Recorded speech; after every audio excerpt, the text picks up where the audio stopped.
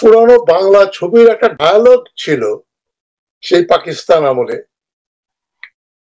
একই হেরিলাম দু নয়নে বৎস, গুরু বলছেন। আজ আমি ওই যে বাংলাদেশের সাংবাদিক কাম সম্পাদক শ্যামল দত্তের একটা টক শো দেখলাম আর টিভি টেলিভিশনে 8ই জুলাই। প্রায় 2.25 লক্ষ লোক দেখেছে। সেখানে টক শো এর টাইটেল হচ্ছে, শ্যামল দত্ত বলছেন, লাভ আছে বলেই সরকার চায় না আন্দোলন বন্ধ হোক। কি সুন্দর কথা। মানে এই যে ছাত্র আন্দোলন, শিক্ষক আন্দোলন, এটা শুধু সরকারের বুদ্ধি প্রসূত, পরিকল্পনা প্রসূত তাই নয়, সরকার এই আন্দোলন বন্ধ হোক সেটা চায় না। মানে এটা শ্যামল দত্ত বলছেন, যিনি আদ্যোপান্ত একজন সরকারি দালাল। তিনি নয়মুল ইসলাম খান, এ ধরনের যত সাংবাদিক আছে যারাই সুবিধাভোগী, মানে আমার সেই প্রাক্তন বন্ধু ইকবাল সোবহান চৌধুরী থেকে শুরু করে নামি দামি যত সাংবাদিক আছেন, তার সিকি ভাগ, তার মানে বড় একটা অংশ, 95-96% বা বেশি হবে সরকারি দালাল। শ্যামল দত্ত যে ভাষায় কথা বললেন আর টিভি টেলিভিশনে, সেটা আমাকে একেবারে অবাক করে দিয়েছে। অবাক পৃথিবী, অবাক করলে তুমি। তো এখন আর ইতিমধ্যে আরেকটা ঘটনা ঘটেছে, শাহবাগ থানায় নাকি ছাত্ররা হামলা করেছিল, সে তার বিরুদ্ধে মামলা হয়েছে। মামলা করেছেন রাজারবাগ পুলিশ হেডকোয়ার্টারের একজন পুলিশের ড্রাইভার। তিনি আহত হয়েছেন, গাড়ি সেভাবে উপরে ছাপ ছেলেরা দাঁড়িয়ে গাড়ি ড্যামেজ করেছে, ঢিল ছড়েছে, কিছু পুলিশ আহত হয়েছেন ইত্যাদি।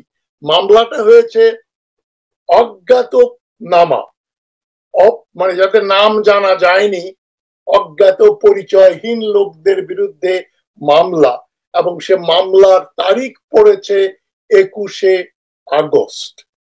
এর ভেতরে তো বুড়িগঙ্গায় এখন জোয়ার, বন্যা, তো অনেক পানি, আরো অনেক পানি বয়ে যাবে বুড়িগঙ্গায় 21শে আগস্ট পর্যন্ত। হাসিনা ততদিন টিকে থাকতেও পারেন, নাও পারেন, আমি কোনো ভবিষ্যৎবাণী করছি না। তবে অনেক কিছুই ঘটে যেতে পারে। আগস্ট মাস তো খুব ঘটনাবহুল মাস বাংলাদেশের ইতিহাসে। ও একটা ভালো কথা, আমি প্রথমেই আপনাদের কাছে করজোরে ক্ষমা প্রার্থী। গতকাল যে আমি শোটা করেছিলাম, অর্থনৈতিক বিপর্যয়ে হাসিনার রাজনৈতিক ব্লান্ডার, সেখানে আমি একটা ব্লান্ডার করেছি। শেখ মুজিবুর রহমান যেমন ওই লক্ষকে মিলিয়ন বানিয়ে দিয়েছিলেন, আমিও সেরকম ওই 1,80,000 টাকা, 1,80,000 কোটি টাকা, এইটাকে আমি 18 লক্ষ কোটি টাকা বলে ফেলেছি যে এটা বকেয়া ঋণ। আসলে অ্যাকচুয়াল ফিগারটা হবে বাংলাদেশে 1800 বিলিয়ন টাকা, ডলার নয়, 1800 বিলিয়ন টাকা অথবা 15 বিলিয়ন ডলার এই ঋণ খেলাপিদের কাছে তারা মেরে দিয়েছে গত 15 বছরে। 2008 সালে যেটার সংখ্যা ছিল 22,000 কোটি, সেটা বৃদ্ধি পেয়ে হয়েছে 1,80,000 কোটি টাকা এখন খেলাপি ঋণ। 35 বিলিয়ন হাসিনা মেরেছে, 15 বিলিয়ন মেরেছে এই লোন বকে যাদের কি বলা হয় লোন ডিফল্টার্স, আর বাদ বাকি আরো 15-20 বিলিয়ন মেরেছে বেনজির প্রমুখ। তার মানে বাংলাদেশের এখন প্রায় 100 বিলিয়ন ডলার, এবং এই যে রপ্তানি বাণিজ্যের আয়, সেটাও চুরি হয়ে গেছে বলছে 23 বিলিয়ন। 100 বিলিয়নের বেশি ডলার এখন আমাদের রিজার্ভে থাকার কথা ছিল, সব শেষ হয়ে গেছে। এই শেষ হওয়ার পরে হাসিনা কিভাবে টিকে থাকবে সেটা এখন প্রশ্নবিদ্ধ। যাই হোক, যেখানে আমি শুরু করেছিলাম, শ্যামল দত্ত, লাভ আছে বলেই সরকার চায় না আন্দোলন বন্ধ হোক। আপনারা যারা আমার অনুষ্ঠান দেখছেন, কে বা কয়জন বিশ্বাস করবেন যে শ্যামল দত্ত যে বক্তব্যটা দিচ্ছে, যে লাভ আসে বলেই সরকার আন্দোলন বন্ধ করছে না, তার মানে সরকার এই আন্দোলনের ফলে লাভবান হচ্ছে? এই তত্ত্বে কয়জন বিশ্বাস করেন আমাকে একটু কমেন্ট করে জানিয়েন। আমি তো মনে করি 5 জনও হবে না। সুতরাং প্রশ্ন উঠছে, শিক্ষকদের এই আন্দোলন আর ছাত্রদের কোটা বিরোধী আন্দোলন কি সরকারের পাতানো খেলা, নাকি এটা কোনো নতুন ষড়যন্ত্র? বাংলাদেশিরা ষড়যন্ত্র তত্ত্ব খুব ভালোবাসে। শুধু বাংলাদেশি না, সকল পশ্চাৎপদ দেশের অনুন্নত ও অশিক্ষিত লোকজন ষড়যন্ত্র তত্ত্বের একনিষ্ঠ অনুরাগী। সুতরাং বাংলাদেশিদের আমি সিঙ্গেল আউট করছি না। একজন খুবই জনপ্রিয় ইউটিউবার এই কিছুদিন আগে এই কোটা বিরোধী আন্দোলন চালু হবার পরে, তিনি আপনাদের খুবই পরিচিত, দেশে ও বিদেশে তার 20-30 লক্ষ ফলোয়ার আছে, সাবস্ক্রাইবার আছে। তিনিও বললেন তিনি যে একটা নাকি আন্দোলন শুরু করেছেন, সেই আন্দোলনকে বানচাল করার জন্য সরকার এই কোটা বিরোধী আন্দোলন চালু করেছে। কি ধরনের উদ্ভট ষড়যন্ত্র তত্ত্ব! মানে এগুলোর জন্য খুবই উর্বর মস্তিষ্কের দরকার। সে উর্বর মস্তিষ্কের আরেকজন হচ্ছেন শ্যামল দত্ত। তবে যে কথা বললাম, ওই অতি বিখ্যাত ইউটিউবার এবং শ্যামল দত্ত, এরা কিন্তু সব জাতে মাতাল। তাহলে ঠিক, এরা সব জেনে বুঝেই মিথ্যাচার করছে উদ্দেশ্য প্রণোদিত ভাবে। নইলে কি আপনি মনে করেন শ্যামল দত্ত হাসিনার এত অনুরাগী, তাদেরই মানে পৃষ্ঠপোষকতায় এরা এত বড় হয়েছে? সে এখন তার এত বড় কি বলে, এত বড়, যাকে বলে এত বড় স্পর্ধা, যে হাসিনার বিরুদ্ধে এই ধরনের কথা বলছে, হাসিনায় আন্দোলন করছে। কদিন আগে এই সাংবাদিক শ্যামল দত্ত 8ই জুলাই এই কথাগুলো বললেন। তিনি তো রীতিমতো সরকারকে কাঠগড়া দাঁড় করিয়ে দিয়েছেন। যে যে বয়ান রাখলেন, এটা তো আমার হাসি পায়, খুবই হাসি পায়। কিছু সরকারি তথা ভারতীয় দালালদের ঠান্ডা মাথায় এ ধরনের উদ্দেশ্য প্রণোদিত উদ্ভট মিথ্যা কথা বলা, মানে আমি বিশ্বাস করা মুশকিল। আপনারা কেউ বিশ্বাস করেন না সেটাও আমি জানি। তবে শ্যামল দত্ত প্রমুখ এই ধরনের মিথ্যাচার করছে কেন? তারা তো পাগল না, তারা খুবই পরিকল্পনার সঙ্গে এই কাজগুলো করছে। তাহলে তারা হঠাৎ করে হাসিনার বিরুদ্ধে যায়, এই ধরনের কথা তার প্রকাশ্যে বলছে। আমরা বিদেশ থেকে বলি, তাই আমাদেরকে সাইবার টেরোরিস্ট এমন কিছু নাই যা দিয়ে আমাদেরকে অভিহিত করা হয় না। আমার বিরুদ্ধে মামলা হয়েছে, মামলার রায় হয়েছে, আমি নামা মাত্রই গ্রেপ্তার করবে। সুতরাং আমরা বিদেশ থেকে না হয় সাহস পাই। আর যারা সরকারের অনুগ্রহ প্রাপ্ত, শ্যামল দত্ত কোন সাহসে এ ধরনের কথা বলে? এই শ্যামল দত্তের এই কথাতেই প্রমাণ হয়ে যায় যে ছাত্রদের যে এই কোটা বিরোধী আন্দোলন, সেটা একটা স্বতঃস্ফূর্ত গ্রাসরুটস বেসড একটা জেনুইন আন্দোলন। এটা কোনো পাতানো আন্দোলন না। আপনার আন্দোলনের রূপ দেখেন না কেন? আজ কাল পরশু কি হয়েছে? লক্ষ লক্ষ লোক রাস্তায় নেমেছে, লক্ষ লক্ষ নিরস্ত্র লোক রাস্তায় নেমে পুলিশকে হটিয়ে দিয়েছে। পুলিশ একেবারে সুবোধ বালকের মতো তারা মাথা নিচু করে রাস্তা করে সরে যাচ্ছে। কিসের লক্ষ্য? এটা কি পাতানো খেলা?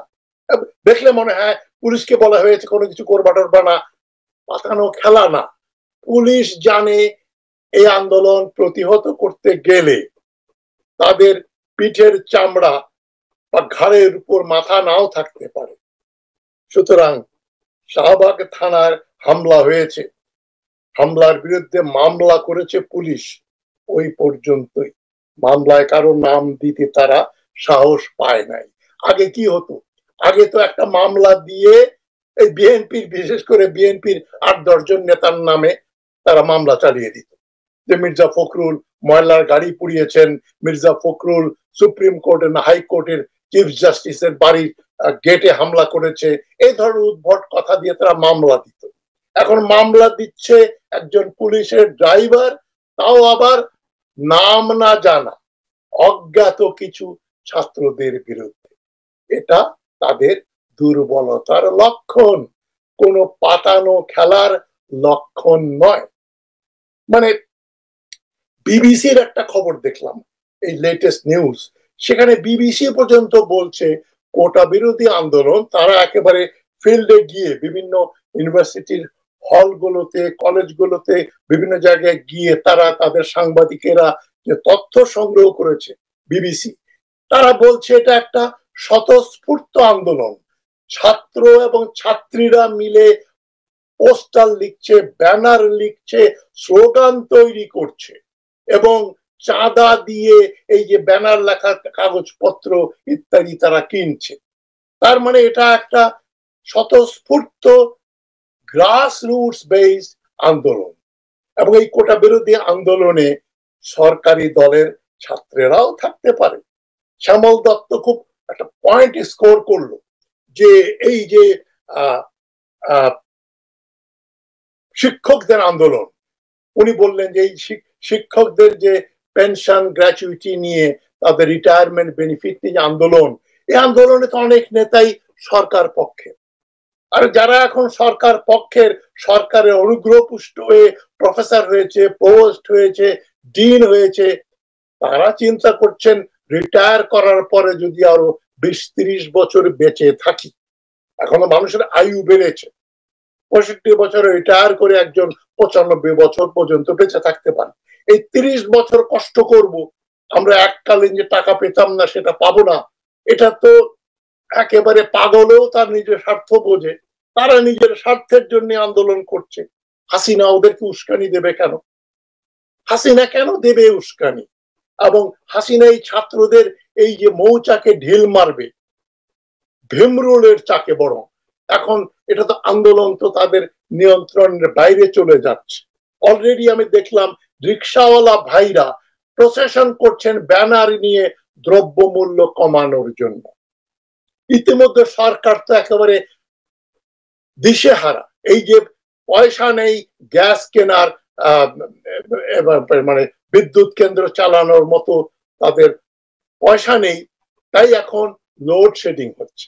এবং পল্লী বিদ্যুৎ কেন্দ্রের একজন উচ্চ পদস্থ অফিসার তিনি বললেন যে সরকার থেকে তাদেরকে বলা হয়েছে পল্লী বিদ্যুৎ যারাই করেন, সরবরাহ করেন, তাদেরকে বলছে আপনারা লোডশেডিং দেন, অথবা এই লোডশেডিংটা শহরের দিকে যেন কিছু বিদ্যুৎ দেওয়া হয়, কেননা তাহলে শহরের লোকজনকে একটু খুশি রাখা যাবে। গ্রামে লোডশেডিং হলে বন্ধ থাকলেও সরকার চিন্তিত না।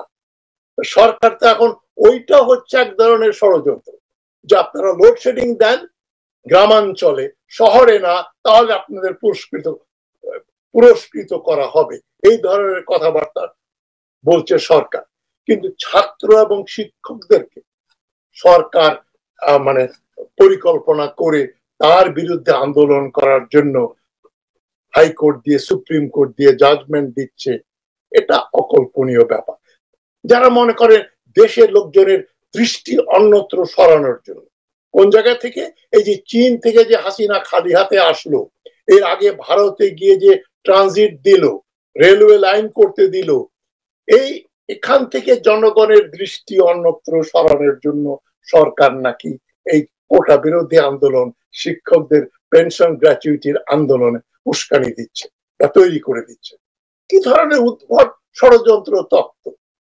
মানে ট্রানজিট এবং ভারতকে রাস্তা দেয়া, চীনের কাছ থেকে কিছু না পাওয়া, এটা সমাজের সচেতন শ্রেণীর একটা শ্রেণী, উপরের দিকের কিছু লোকজন, শিক্ষিত মানে একটু ভালো শিক্ষিত লোকজনই এটার গুরুত্ব অনুধাবন করতে পারে যে এই ট্রানজিট ভারতকে দিলে চীনের সঙ্গে ভারতের যুদ্ধ হলে বাংলাদেশও যুদ্ধে জড়িয়ে পড়বে। এত কঠিন জিনিসপত্র আমাদের ছাত্র সমাজ, সাধারণ লোকজন তাদের মাথায়ও ঢোকে না, তারা চিন্তাও করে না। আন্দোলন করার তো দূরের কথা, আন্দোলন করতে হলে তো এসব নিয়ে বহু আগে আন্দোলন করে হাসিনাকে ফেলে দিত। সুতরাং এই ধরনের কোনো ব্যাপার এখানে ঘটছে না। সরকারের দৃষ্টি, জনগণের দৃষ্টি অন্যত্র ফেরানোর মতো কোনো অপরিস্থিতির সৃষ্টি হয় না। সরকার এগুলো করছে দ্রব্য মূল্য থেকে, মানে তাদের ত্রাহি ত্রাহি ত্রাহি মধুসূদন অবস্থা। সেই সময় আবার ছাত্রদের এবং শিক্ষকদের, যেটাকে বলে গোদের উপর বিষ ফোড়া, এটা সরকার নিজে বানাবে, এটা অবিশ্বাস্য ব্যাপার। এটা একটা ভালো সংবাদ আমাদের জন্য যে ছাত্র সমাজ নেমেছে এবং এর সঙ্গে সরকার বিরোধী এলিমেন্টও নামছে, যেটা নিয়ে ওবায়দুল কাদের উদ্বিগ্ন। এবং শিক্ষকরা ওবায়দুল কাদেরের সঙ্গে দেখা করলেন না, বা ওবায়দুল কাদের শিক্ষকদের সঙ্গে দেখা করলো না, যেভাবেই নেন তার সঙ্গে শ্যামল মিত্র এই আর্গুমেন্ট টেকে না যে এই জন্যই তারা কথা বলছে না শিক্ষকদের সঙ্গে, কেননা সরকারেরই লাভ আন্দোলন যত তীব্র হয়। যাই হোক, এ সমস্ত বিভ্রান্তিমূলক কথায় আপনারা বিভ্রান্ত হবেন না। এই আন্দোলন হাসিনা বিরোধী এক দফা আন্দোলনই রূপ গ্রহণ করবে। যদি আপাত দৃষ্টিতে আন্দোলনটা এখনো হাসিনা হটাও আন্দোলন হয়নি, তবে দেশের বিভিন্ন শ্রেণীর লোকজন এবং রাজনৈতিক দলগুলো তাদের অস্তিত্ব রক্ষার খাতিরেই এই আন্দোলনকে সমর্থন করবে। যেটা আমরা দেখেছি, আমি দেখেছি 1969 সালে, 1971 সালে এ ধরনের ঘটনা ঘটেছে।